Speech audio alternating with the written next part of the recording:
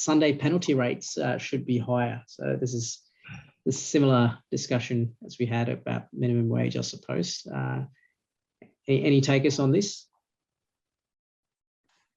Works on Saturdays. Sunday penalty rate is something, you make your worker come on a Sunday, there's a penalty. Is it something like that? Or? Yeah. So yes. currently Aditya can explain this better than me. So the Sunday penalty rates are 200%, and public holidays are 250%. And after 7 p.m. every day, you get an additional $1 than the agreed wage.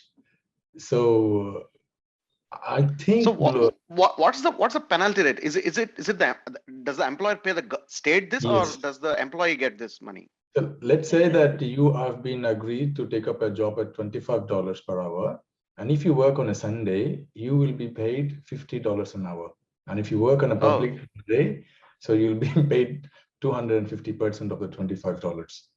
So it's like overtime money that the employee gets.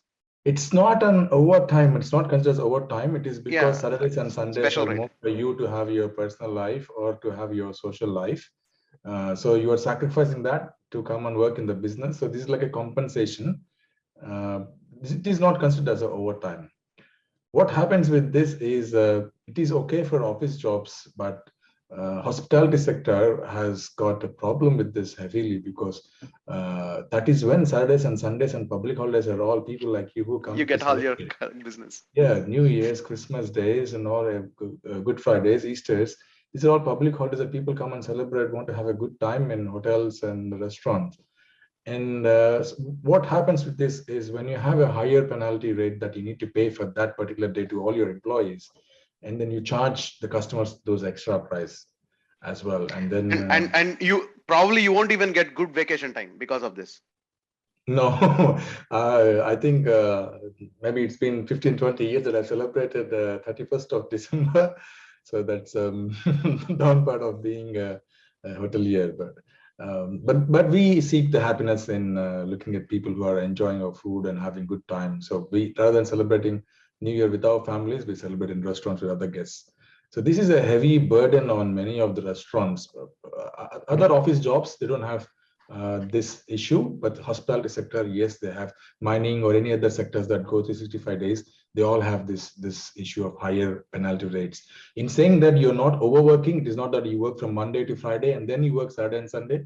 It's not like that. You only work 76 hours and then you get 2 RDOs, day offs, which will be on a different dates. It could be a Monday and Tuesday that you're not working, but you work the rest of the 5 days of the week. So if those 5 days, 2 of them are into Saturday and Sunday, Saturdays are 150, Sundays are 200, public holidays are 250%. So this is affecting the business. And many of the small restaurants, if they're not a family-owned business, what they do is they don't open on Sundays, they don't open on public holidays. If they have to open, they'll put a surcharge on it, additional 10%, 15%, 20% surcharge on it. So the labor cost on these days does not equate to the revenue made, but because of the brand image or because of to keep the business going, to have the stability in the business that your business is open always, you have to do certain things, and this is one of those points. As we agreed that the lifestyle and the pay is not so bad, what they're doing now is good enough. Sacrificing their weekends and coming to work is good enough. I don't think there's a need of going much higher than this. 200% is a good amount on a Sunday. But do you want the Sunday penalty, or do you think it should be taken off? See, that's again, that is why the unions are here. Why did this even, how did this even come into existence? What kind of politics led to something like this? Because Australia is a country that... Are there some Christian groups? Was it a conservative issue? I think it's more like having that work-life balance and having a society life, having your families together. Let's say if I have a wife at home and I have to leave my kids and wife when they're at home, they're not going to school, my wife not going to work. I'm leaving them and I'm going to work. So why do I have to go and work? What is my benefit? That is where this all came. Not because I'm sacrificing my life, my personal and social life. So this is somewhat to lure the people to come to work on those days. Generally, even this is one of the issues that we have with issues of availability with staff. Let's say with the current workforce, if you don't have any of these penalty works, we will have a severe issue of people saying that we don't want to work on Saturdays and Sundays. And how would a restaurant run? How would a hotel run? How would emergency service would run? How about hospitals? All these things will have issues. So to compensate that, that is why this is there. And the unions fight very strong for this to be much higher and higher. And the employer always negotiates to keep them in the right place. I think what they're doing now, because I looked at, you're already surprised with this 200% or 250% of having Saturdays and Sundays. That itself shows that Australia is doing something good for its employees already. So I would say that it is good is enough for now. So I strongly probably disagree with this. Yeah, so I would agree with you, Aditya. I would say, look, I might not strongly disagree, but I would somewhat disagree. I feel like it's where it needs to be, and especially because businesses are free to kind of charge their customers more for it as well, so they can kind of manage it to a certain degree. I think if it goes any higher, it'll be ridiculous to charge customers any more than they're charging right now. So. It is as simple as that let's say that you get a revenue of 1 day, but your labor cost you're paying for 2 days. So you're negating 1 day of revenue, 2 days of labor cost. So you're not making any profit on that day. Yeah. Yeah. So Babu Gogineni, did you want to add something to that? Look, Sunday was for people to go to church. Australia is a largely irreligious society. We are in a 24-hour, 7 days a week economy now. Things are happening all the time. So I think any special rate is meaningless. I agree, though I know this, I agree with the approach Sharath indicated in his exclamation, why should it even be there? I would say all special rates should be withdrawn, but they should be applied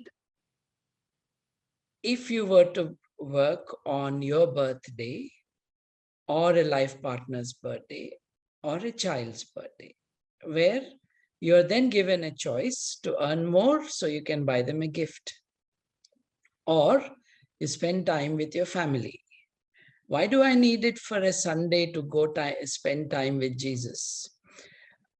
This is how it started. So I would be very happy for it to be reassigned to, let us say, 5, maximum 5 or 6 such days in the calendar year, where if you were made to work, the choice is that you should be given a holiday. But if you were made to work, then you're compensated for it. I think that may be a way. So I strongly disagree. As I said, I want it to be rolled back, this special payments. It's 24-hour economy. In London, I worked in a telecom company. The telecom company is alive throughout. There's no time. It's all the time. Doctors work on a rota basis. Some of them work on a Sunday. Some nurses work on a Sunday. And then they get time off for another day. Yeah, it's a rota basis work, and spread it evenly. That's what I'd say. When you choose this profession, of course, you know that this works on shiftings and it works that 365 days the hospitality sector runs. If that is something that you want to have your weekends to be enjoyed in the pub or at your home, should that choice be made while you are choosing your career? No, and you can always have a loss of pay for that day and compensate it for working on another day. I mean, the flexible work system is now available to people. I'm not saying every employer does it, but you can trade off days. I know that in hospitals, doctors and nurses trade their holidays with each other. So that see, the moment you think it's a competition, it's an exam, you have to win, and there's a rule and a law, then we are stuck with all these things. But let's find a way of having X, Y, and Z a good time because that person got a special occasion. And so these are not computer-driven policies. These are managed for human beings with their joys and sorrows and things not being all right. I think we can do that. I think you'll Great. cause quite a few feuds in families where someone might choose to work on someone's birthday. I think that'll be an interesting little battle. If in they're every paid more household. and they can give a gift, that's okay. But in saying that, See, we have, you said minimum wage is $20. If you work for 8 hours, you got $160. Knock off the tax and there's still a tidy amount left.